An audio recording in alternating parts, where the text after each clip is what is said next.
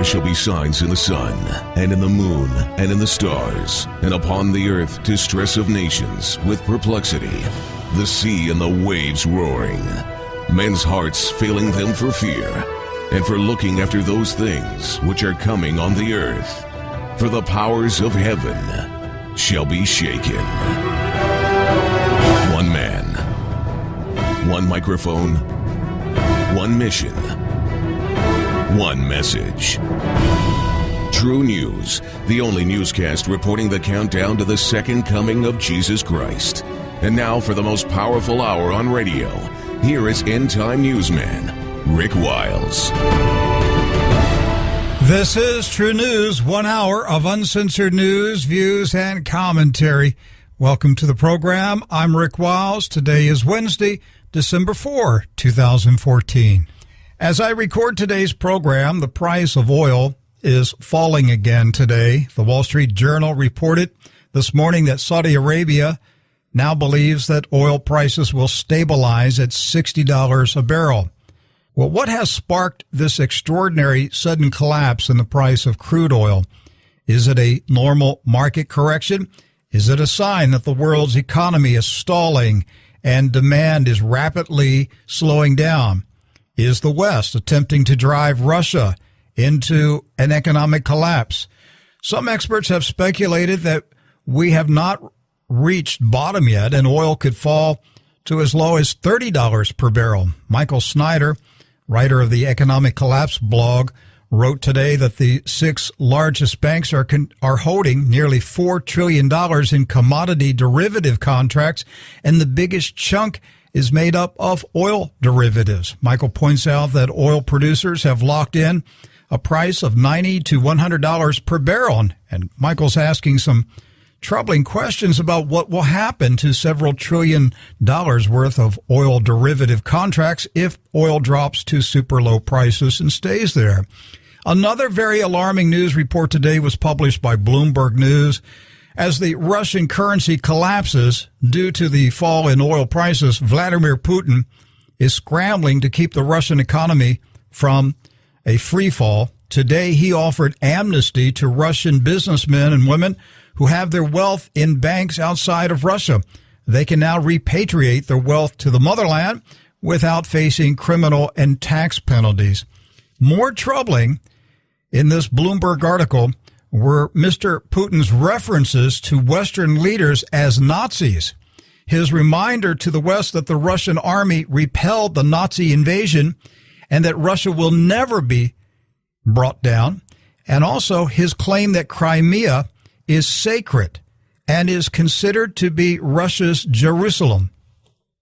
Now, I've been reporting and analyzing global news for over 15 years, but I must admit to you that in late 2014, it appears to me that the world is now in free fall. The Western economic and political system is coming apart at the seams. We are staring at an economic collapse, a colossal collapse, a world war, and possibly a worldwide plague. This is a very, very dangerous time. My guest today is an expert on analyzing the enormous events and changes taking place in the world's financial architecture. He publishes an astonishing newsletter every month called the Hat Trick Letter. His website is goldenjackass.com. The man is Jim Willie, and he's on the phone right now. Jim, welcome back to True News. Oh, it's good to be back. It's been a while, and we have no shortage of events, do we? No, we don't. Now we're starting to see that the events are systemic game changers. We're seeing the global paradigm shift take place before our eyes in rather unmistakable ways. I'm glad Putin is saying the things he is. At the Sochi speech about 3 weeks ago, I think, 2 or 3 weeks ago, he made direct, open references to the New World Order and implicit references to the Rothschild central bank cabal. I'm glad he did. It's now a little more in the open, but gosh, I wonder how few Americans really are aware that Vice President Biden gave a commencement speech at the U.S. Air Force Academy. It's around June 1st. And he made open, direct references to the New World Order like it was a good thing. I'm just astonished when these things happen on even U.S. soil. Americans give their respectful applause, and I don't think they have a clue of what's going on. New World Order is global totalitarianism, a fascist state, individual rights totally abrogated, and now Putin is coming out and making direct references to how the Nazis, I shouldn't say direct, he's making implicit references to how the Nazis were never removed, they were just displaced, and now they've risen again. I believe the U.S. neocon political movement, it's a wing within the Republican Party, I regard it as neo-Nazi. I don't care about names. I care about actions. I care about policies. I care about tactics. And these are Nazis. We've got a U.S. takeover after 9/11, the Patriot Act. It's a Nazi takeover. And people really need to see what's going on and understand that these leaders in the West, they're Western Europe and, European Commission, Union Commission and the UK and the United States.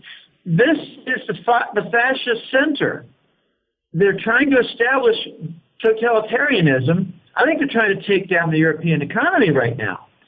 But we need to understand that these actions are late in the game.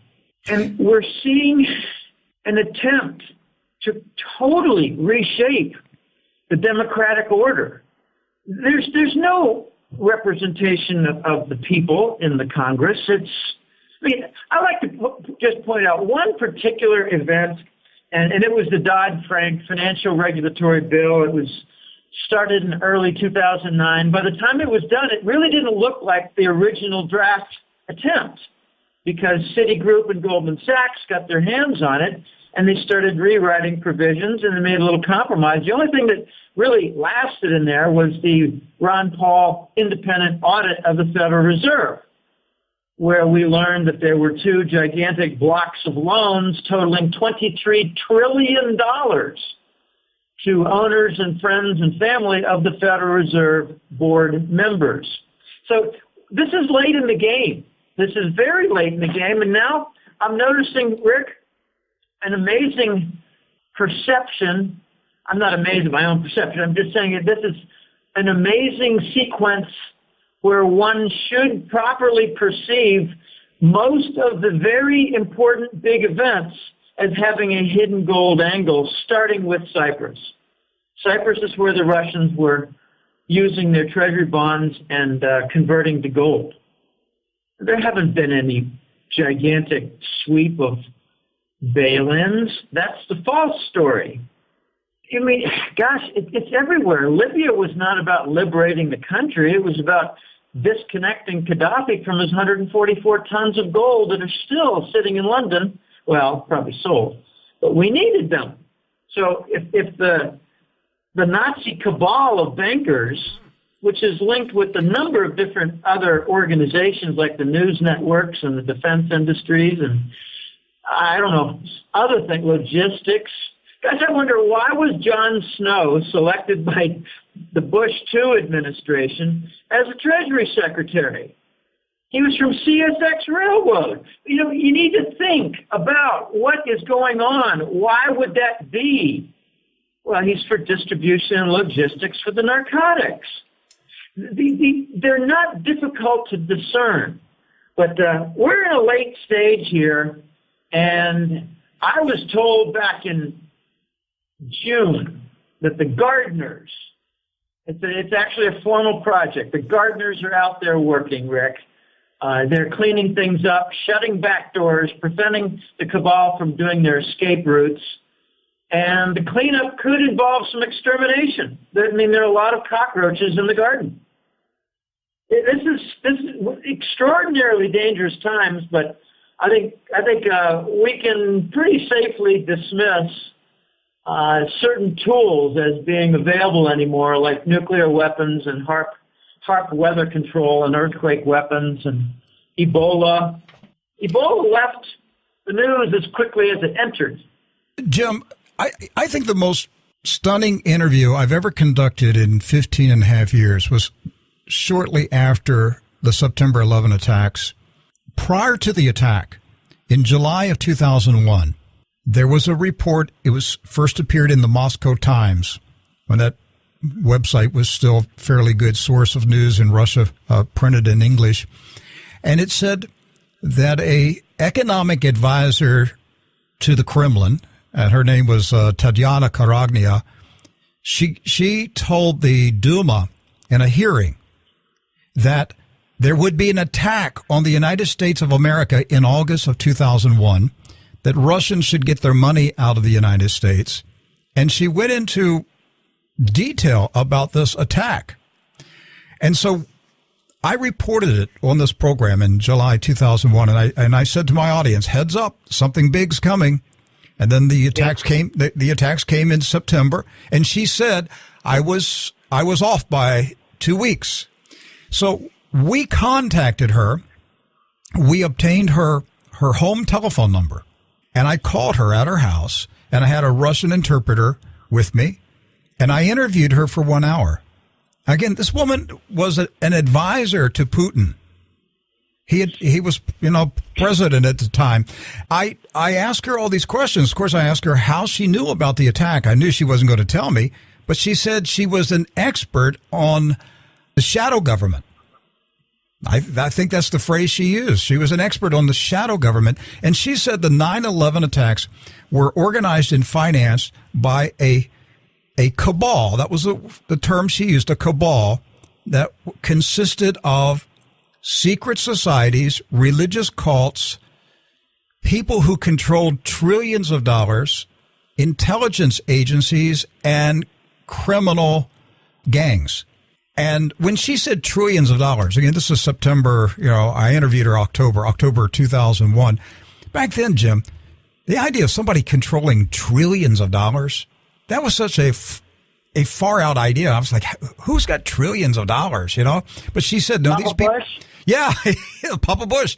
But, I asked her, I said, what was the purpose of the attacks? Because she said that the hijackers were just the hired thugs who were brought in to, carry out this attack. And she said the purpose was to crash the American economy.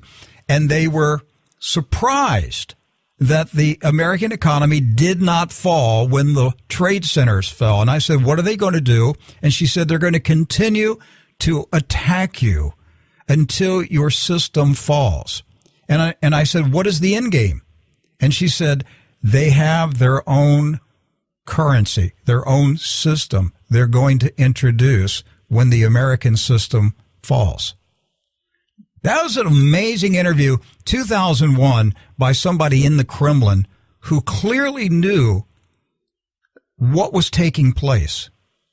So here we are now, 2014, Jim, and you've been following this, the economic side of it far deeper than I have, because I gotta monitor all this stuff happening, and I'm a generalist. You're a specialist on the economics, but are we at the point right now this thing is coming to a head?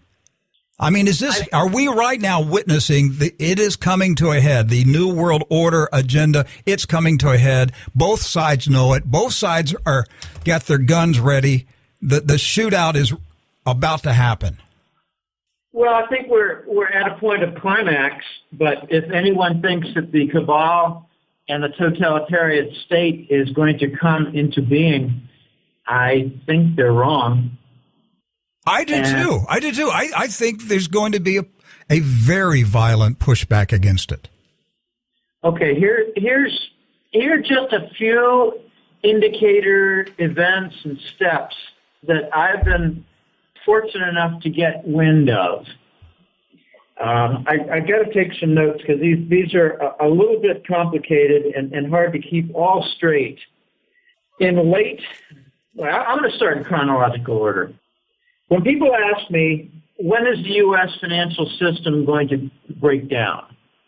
I say, well, there was an explosion in 9/11, and it pretty much broke down in September of 2008, so it's not a future event you need to look forward to.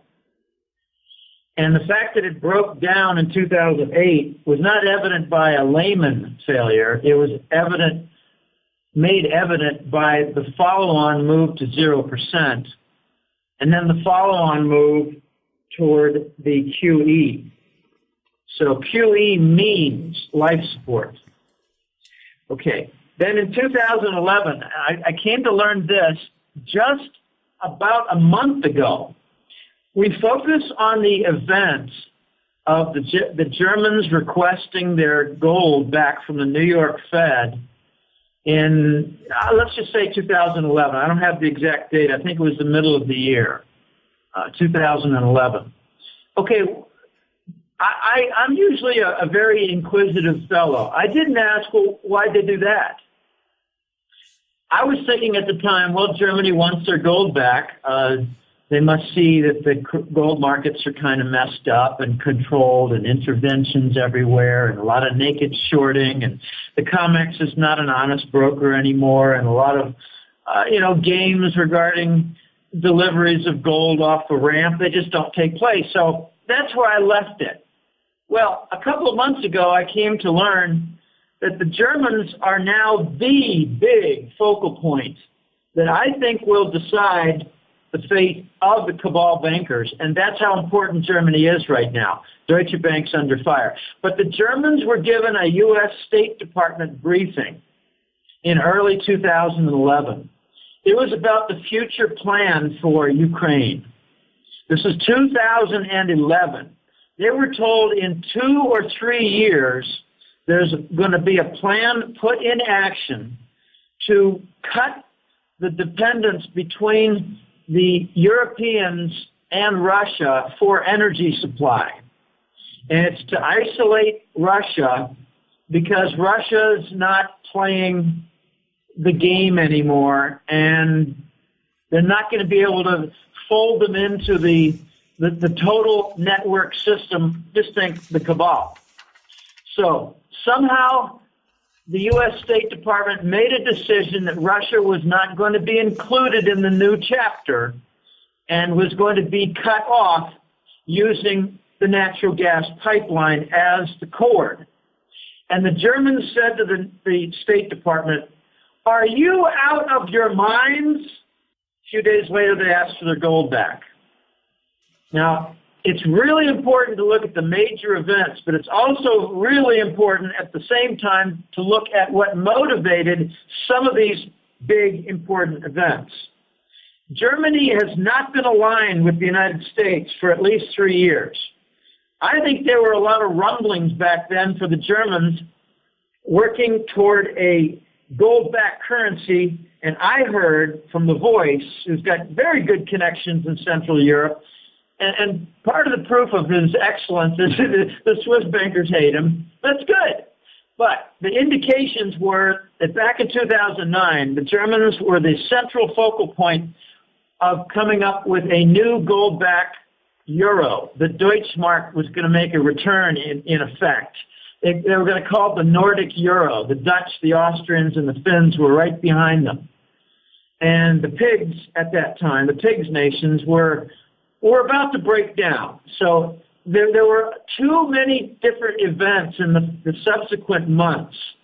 I'm talking about middle of 2009. In the subsequent months, the pigs' sovereign debt went poof, went dead, starting with Greece, but did not end with Greece. It went to Italy, Spain, Portugal. And I think if you look at definitions, criteria of events, from events, in terms of events, I don't see any difference between France and the pigs nations. So we got a lot of events going on, and the most recent telling, enormous event was a deal was struck with well over 120 nations in late 2013 to do a currency reset. I'm not talking about the Vietnam dong. I'm not talking about even the Iraqi dinar. I'm talking about a reset of the Forex currencies relative to gold, and that's the part they never really completed in their description. Reset of the currencies relative to gold. In other words, double the gold price. That was the deal made in late 2013. The United States agreed to it and then broke the agreement and offered a Ukraine war. These things are all tied together, and most of the events have a very big gold bearing. Dangerous times, Rick. Yes, it is. Jim, why is the price of oil suddenly in free fall? Because the dollar is in free fall rise. Okay, just take example of say 4 or 5 different companies, financial firms, etc. A big Pakistani firm is realizing they got a lot of cash that's loose. The currency is falling. Currencies are in turmoil. Let's hunker in with the dollar. Okay, a French firm says we're in trouble. The euro is getting weird. It's being supported by this Draghi central bank. We've got controversy with the Bundesbank. Let's hunker down and find safety in the dollar. An Australian firm says we've got a lot of loose cash. We don't know what to do with it. Our Australian currency is in trouble. We have a lot of different things going on. We may get an assault from the U.S. with our close ties with China. And the Australians decide, let's hunker down in the dollar. The Brazilians have all kinds of trouble. They know they have a BRICS initiative coming up, but there's a lot of loose money running around. They decide, let's put it in the dollar. So with all the turmoil, and let's not forget 3.5 full years or more of QE. QE is unsterilized bond monetization, which means they print money. They don't take money elsewhere out of the banking system. And the new money is devoted directly to buying treasury bonds covering the U.S. government debt, including the rollovers. The consequence is dire. They talk about it being stimulative. It is only stimulative in the financial sector. It is deadly to capital because it raises the cost structure. It does not raise prices everywhere. It forces a great deal of hedging into hard assets, commodities, and other hedgeable items that reprice. And the repricing is the key there, which means that all the different various elements of the cost structure rise and everything else does not. And profits are squeezed and businesses are shut down. We're seeing it in hundreds of examples, like the bankruptcy imminent for Sears Roebuck, the old Sears Roebuck. Anyway, so with this global phenomenon of turmoil on the financial side, they're hunkering down into the treasury bond because they see a permanent backstop on it, and it's rising. Now, we hear all these stories about, the U.S. government's trying to harm Russia with a lower oil price. I think it's a bunch of rubbish, Rick. Pure rubbish. U.S. is seeing the rise in the dollar, and it's surprising them. And they are now suffering from the consequence of all the Forex vehicles, instruments, tools, cable lines that work in counteractive fashion to pull down all the things that are negatively correlated with the dollar, namely gold and oil. They've gotten away for a long time with the pull down in gold because they don't have an honest market there, and it's paper dominated, and the COMEX and LBMA, they're all very corrupt organizations that don't deliver on the gold futures contracts, ditto for silver, but they're not going to get away with it for oil. I believe the falling oil price is not part of their plan. They're coming up with a propaganda story that says, we're trying to harm Russia. Isn't it good that, the West is bringing down the price of oil? And, we're going to see a benefit in the U.S. economy for lower costs. And, isn't it great? We're going to really whack those Russians, which we're isolating. Now, the U.S. is going to succeed in isolating 95% of the world. In other words, they're going to isolate themselves as 95% of the world unites. This gold and oil decline is an endgame symptom. The falling oil price is going to cause incredible havoc. Big oil companies now are cutting their budgets, cutting their exploration spending, cutting their CapEx, cutting their dividends, and finding a great deal of difficulty in earning a profit for their bigger shareholders who don't like getting angry. You know, Al Gore said today that this is the end of the fossil fuel industry. Well, it could be, but let's look. The last point on this oil is the shale oil is the marginal element. The U.S. has been boasting for 3 years about the increased production from shale, some of the difficulties in refining the lighter grade of viscosity, so the refineries are not quite up to the task. So huge amount of margin. I mean, I got a statistic the other day. Since 2009, 85% of all increase in oil production worldwide is from shale, from fracking, shale. 85% in the last 6 years, 5 years. That's huge. So you think the United States is going to harm the Rockefeller industries and harm the shale and cause a new subprime fracture, not fracking, but fracture of the high-yield fracking shale bonds? No. What they're doing is they're coming up with a revision of strategy to make it sound like we're trying to harm the Russians with a lower oil price. We're not going to succeed. We're going to kill ourselves. We're going to kill our own big oil and shale marginal oil production. We're going to kill ourselves. Is the U.S. dollar running up? Is there a rally in the dollar before a massive fall? No, not before a massive fall, before a vanishing event. I've been saying for 3 years, you'll know we're in the late stage when the dollar rises, then rises some more amidst turmoil, and then dies. The fact that the dollar is rising so much indicates that the global financial structure is having a gigantic heart attack. The dollar's not going to fall. It's going to disappear. It's going to be replaced. And that's not the only thing that's going to be replaced, I'm hearing. And I'm not saying this is a certainty, but I don't believe the Obama administration is going to finish their term. I don't think the Obama administration is going to finish 2015. Why's that? It's going to be removed. By who? Certainly not John Boehner. Not by the U.S. government. Do you want to give us some clues? How about a simple clue that the Constitution has been trampled, shredded, and ticked on? All right. So who's going to have the wherewithal to enforce the Constitution? What happens in banana republics when the leader goes astray? Well, there's usually an uprising. Well, there's usually more than an uprising. There's usually a government The military? takeover. Like a military? Yeah. Mm-hmm. Is the United States a third world banana republic? Well, we're certainly acting like one. Exactly. So you think the conditions are ripe for the U.S. military to step in and say, this is out of control, we're self-destructing? Certainly seems to fit the pattern for a third world nation that's gone too far astray. I'll say this: the Pentagon is not alone. I can't confirm some of these things. It's not like, well, I looked it up and it's true.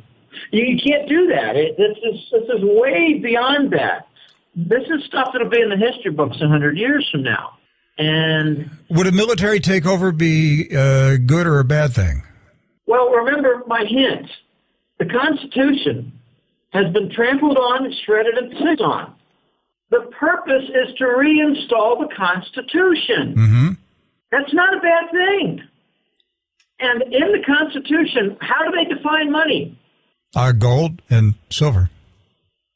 So, politically, it's the Constitution. Financially, it's the gold standard. Is this bad? No, it actually sounds inviting. If they carry through and actually restore the Constitution. I want to go back to what you said earlier, that the U.S. dollar won't fall; it will disappear. And I think most of our listeners, that there was a kind of a double look at that moment. It was like, wait a minute, why would it disappear if it doesn't fall? They equate the elimination of the dollar with the crash of the dollar, but you're saying it's going to be going up, up, up in value, and that is what brings about its removal.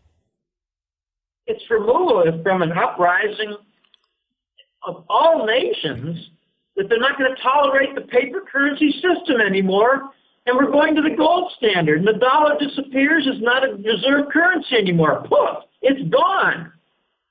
And the U.S. has to come up with its own domestic currency. I'm hearing the name of the Treasury dollar. I have a better name, cash dollar. Cash is German for, a certain word pertaining to defecation. Right. So the big question should be, when the U.S. reverts to a domestic currency and loses its privileged credit card, I mean, these wars, Iraq and Afghanistan have cost $6 trillion.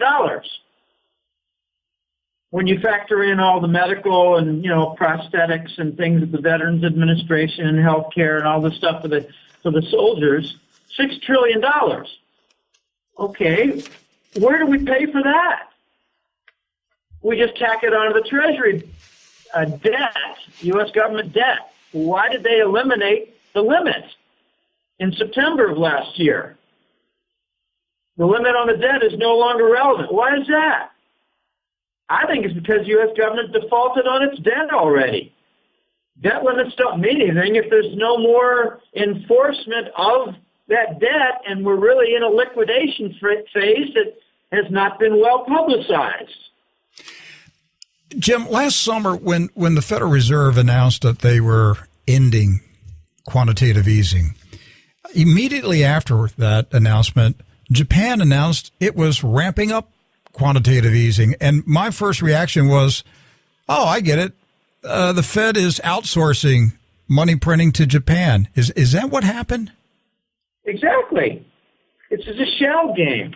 When I heard the news that they were ending QE and it was successful, I said, gosh, it sounds like, that rooftop scene in Saigon, Vietnam, where we announced victory, declared victory, and got out. So the Fed printed trillions and trillions of dollars, and then they said, okay, we've run this up as far as we can go. Okay, Japan, you guys do it for a while. Let's keep this system inflated as long as we can go. It's a little bit more twisted than that. The U.S.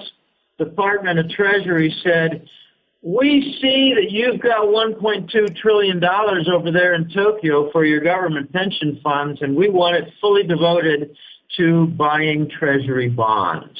So, in order to compensate for that, you go ahead and announce unlimited QE. In other words, the Fed exported QE. Now, I thought, okay, if that is the case, we're going to get a quick confirmation in a sharply declining yen exchange rate, and that's precisely what we got. So the banker boys at the Fed robbed the Japanese pension fund. Look, since World War II, Japan has been a vassal state. They do exactly what they're told. In fact, it's far more devious than that.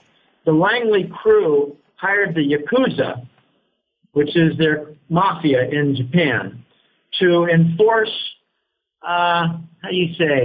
compliance and obedience and subservience to the Fed. So the Bank of Japan does exactly what we tell them to do, or else they start taking flying lessons without parachutes out of high-story windows. So the Japanese, I believe in 1991, took Wall Street orders to go to 0%. Japan knew it would be devastating, but they were on orders. And they launched the yen carry trade, which enabled Wall Street and Japanese and British banks to make $1 trillion a year doing nothing. So this is the end result. Here we are 23 years later, and Japan is going to enter a collapse because their yen has gone down. Now they're going to have extreme disruptions for their export industry. Their cost structure is rising. Let's not even touch Fukushima, if you don't mind. Their energy costs are going up. They got new taxes. And the U.S. tool called Abe, A-B-E, their prime minister, I think might get booted in the next few weeks. So we got a lot of turmoil in Japan, but let's focus on the yen for a minute. If their yen is going down, then all the Japanese industries that do heavy exporting to the West and to Australia, it's all around the world, they're a huge export nation. So the Japanese are going to gain an advantage on price. The Chinese and the Koreans will not tolerate that. So we're likely to see some very big disruptions in the form of a trade war or some kind of a twisted financial war. Because I don't think China is going to say, well, let's bring our currency down 10%. I don't think they're going to do that. I think the Koreans are going to bring down their currency, and the Chinese are going to say, let's step this up to the gold standard. The gold trade standard for settlement of bilateral trade and the gold standard for currency backing. I think the Chinese are going to redouble their schedule and efforts toward getting rid of the fiat currency. Now, when the yen goes down, what does that mean? The dollar goes up. If the Korean won is forced down, what does that mean? The dollar goes up. We're going to get more elements of pushing the dollar up, Rick. And the dollar is going to go up and up and up until all these nations have said, we have had enough. Let's bring back the gold standard. We've been avoiding the big bank liquidations. Enough is enough. We're wrecking the entire world system. There's no safe place to put your savings anymore.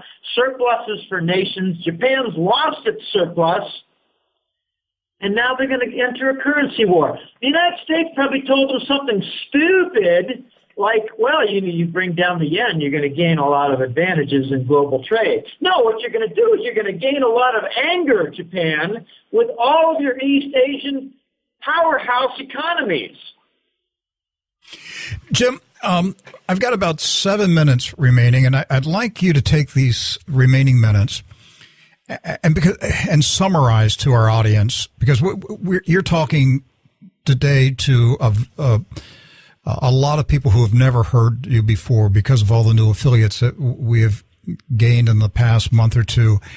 If anybody's around on this planet 50 years from now, 100 years from now, there are going to be historians who are going to write about what you and I and all of us are living through right now.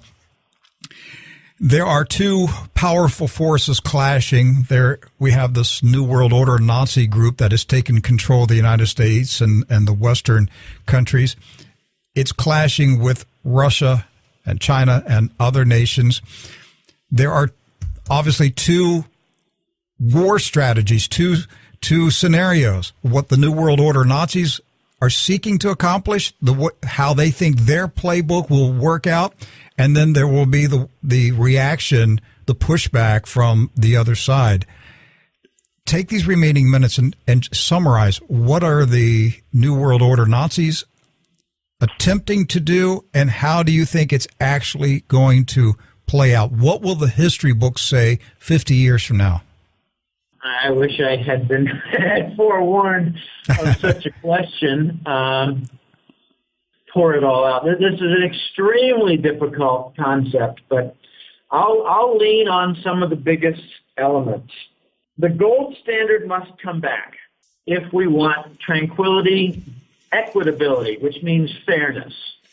The gold standard must come back. And to do that, we must liquidate the big banks. All this too big to fail big bank controversy is the banker cabal saying, no, we don't want to liquidate. We don't want to get rid of all these central banks that promote the paper currencies, the dollar, the euro, the yen, and the British pound and the Swiss franc. We don't want to get rid of them because that's their power center. That's their power vehicle, and their power center actually is the big banks. The big banks are the beneficiary of printed money. The banker cabal does not want to yield their control of the ability to print money. And I find it absolutely astonishing when I talk to intelligent people and I tell them, do you think maintaining control of a printing press machine for trillions of dollars is a sufficient justification to explain the global wars that are going on. And they say, well, I don't really know about that. Well, of course it is. So we've got to liquidate the big banks. The banker cabal, I'm just going to come right out and tell something that I have heard, and it is ramping up in volume and intensity. And that is, if you were to just make a list of the banker cabal leaders and principal captains, you'd probably have about, I don't know exactly, 200 or 300 different individuals. And what I'm hearing is that close to 90% of them have cut deals with the other side in order not to be exterminated. We've got some holdouts. These holdouts offered the Ukraine war. That was to upset the plan for the currency reset, which would have doubled the price of gold. You think it's a good idea for Americans to hold gold? They have no clue what's going on with money. This is going to sound really snappy, pertinent, and insolent, but sometimes I tell people, including clients, I said this just a few days ago to a client who said that my wife doesn't want to invest in gold or silver. And I said, okay, why don't you try a test? Ask the person, whoever's the one, holding up progress on decision making. Define the differences between money, legal tender, and the dollar. And if you can't, in detail, you should not be in any decision-making role, period. This is the big trouble right now.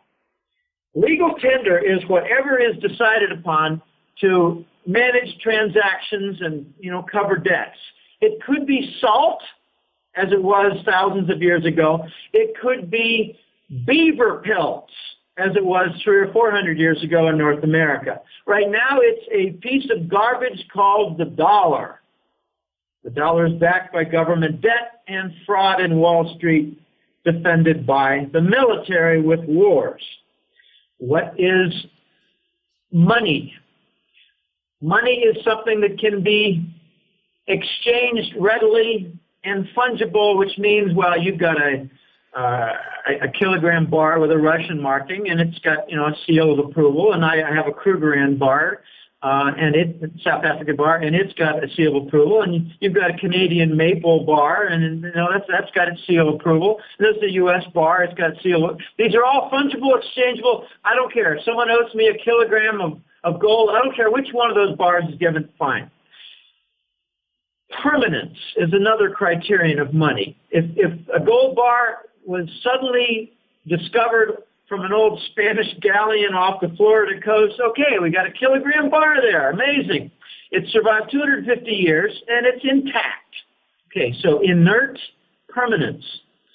And there are a few other criteria, easily transporting. You can, escape from, let's say, Ukraine and find some haven in Hungary and then later move your way to Italy. And, well, you got your 60 little gold coins, and they're all fungible, exchangeable, recognizable, and you're off and running. Okay, that's money. And you cannot print money. You cannot, it's inert. You can't say, well, we got some stuff over here and we're going to make some money at it. We're going to make some gold. No, you can mine it, but you can't make it with alchemy. And these are criteria for money. Money and legal tender are not the same thing. Money is not what's in your wallet. That's legal tender, unless you got a gold coin in there. All right, and the dollar is just a device. It's not money, and it is legal tender, but it's not going to be legal tender for much longer because we've been abusing it by printing somewhere between $80 and $300 billion a month with this QE program. So we have ruined the money system. We've abused it by giving money to the Wall Street bankers and the military. Take a look at these $6 trillion from the two wars. Where did a giant batch of that money go but to the military contractors? They're part of the banker cabal. All right, so these banker cabal elements are now cornered. Their back doors have been shut by the gardeners. And these banker cabal members are in desperate state to prevent being exterminated or exiled or having their money stripped away because a new money system is coming. All right. What's coming in the future, and I think the BRICS nations, Brazil, Russia, India, China, South Africa, I think they're going to merge with some new nations called the Mint nations. That's Mexico, Indonesia, Nigeria, and Turkey. The alliance nations with BRICS, I think it's up to something like 140 or 160 nations that have said, we're on board with your leadership initiatives, which means a return to the gold trade standard. Now, I make a point, Rick. I always try to put the word trade in there, the gold trade standard.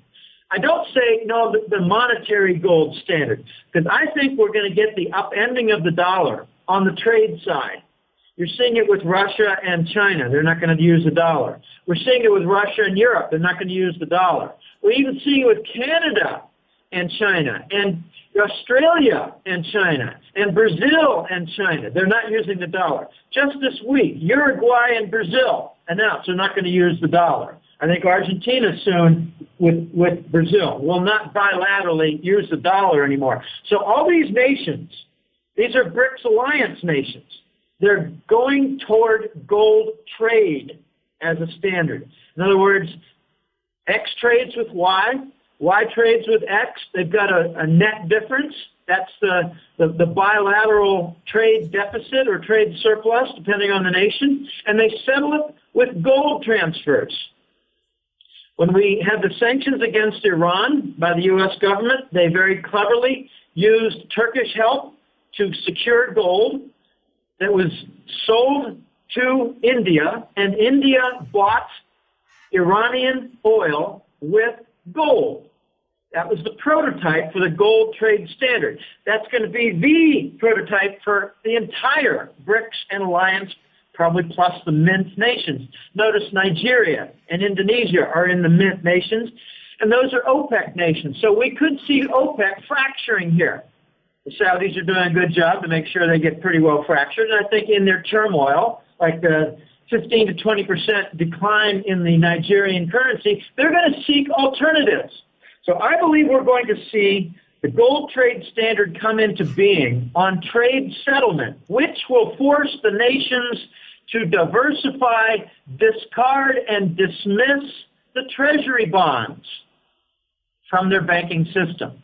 So by adopting a gold trade standard, they're going to dump the dollar as the global reserve, and the United States is going to be in a desperate situation to find some vehicle to pay for their imports because the treasury bonds will not be accepted.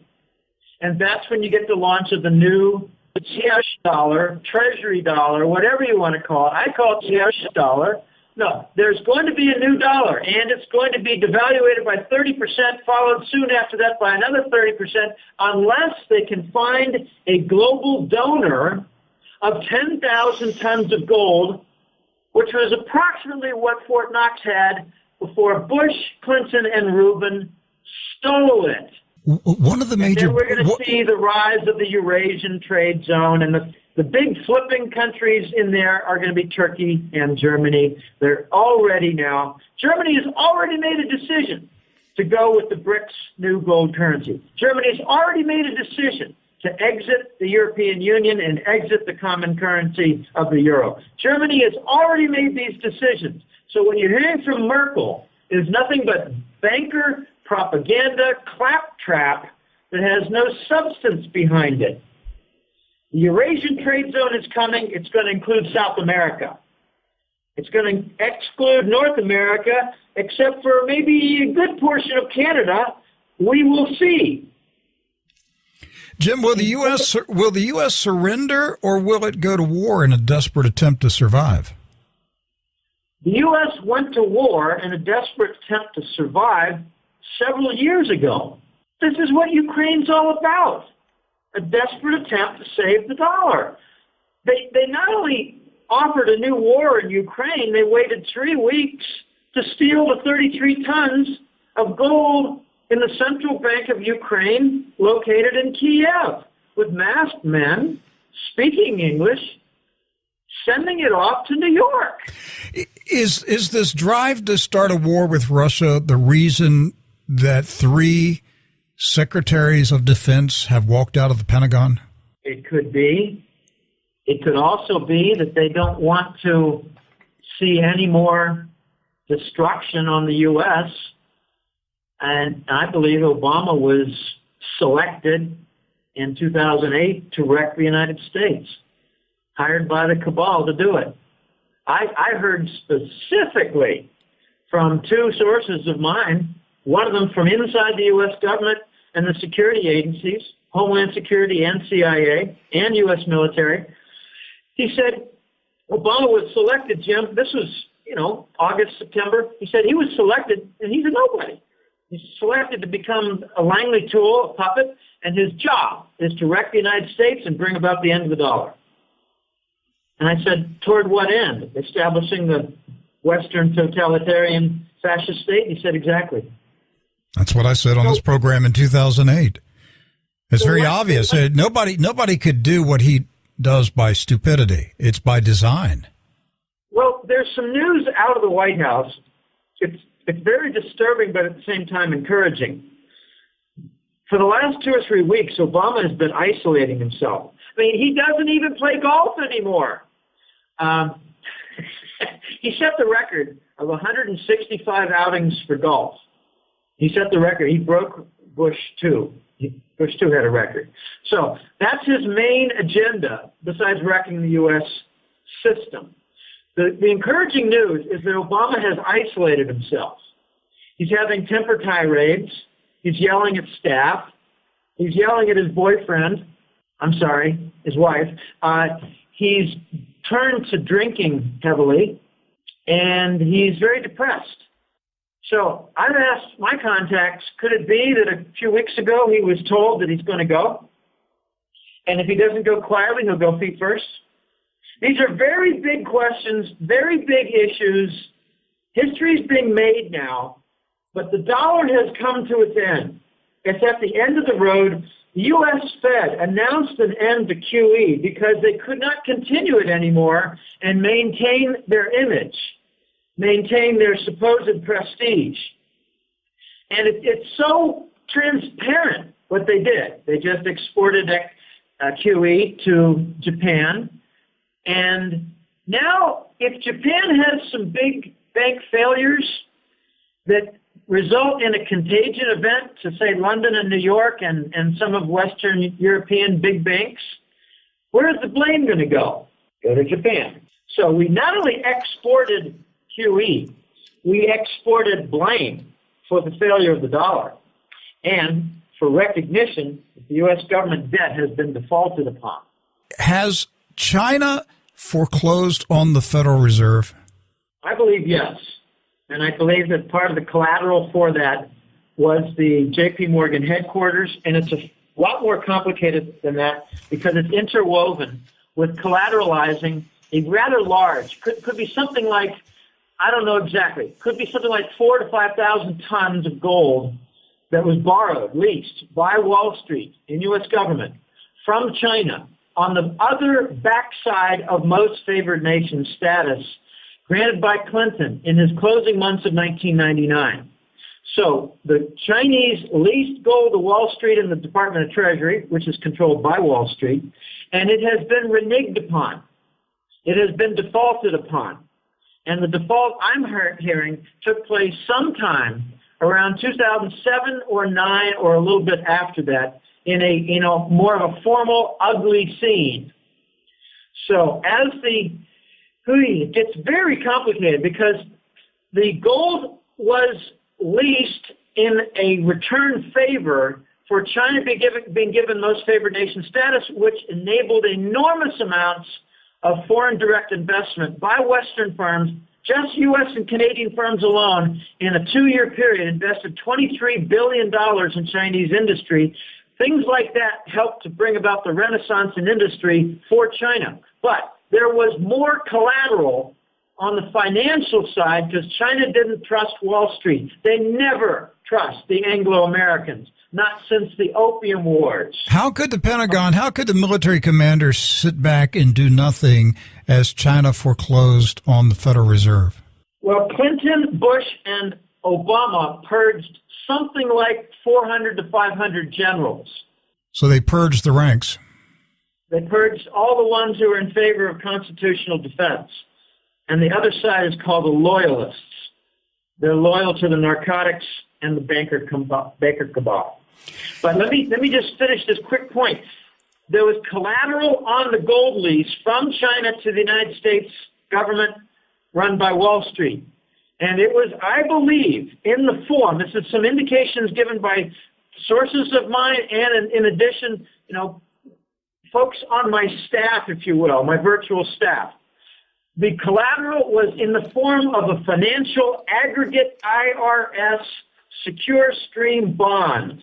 Think of it as a U.S. government mortgage bond. And we defaulted on it. So China has, I believe, rights for IRS tax revenue income. We lost our country. Debt default on a secure stream for IRS tax revenue, and now the Chinese are converting treasury bonds into hard assets. They own 60% of the commercial property of Manhattan. They own significant portions of Dallas, San Francisco, Los Angeles, and gobs of Detroit, where they're setting up industrial parks. And if you're correct, the next foreclosure is on the Social Security numbers of 300 plus million Americans. That means we become property to the Chinese government. We become their slaves.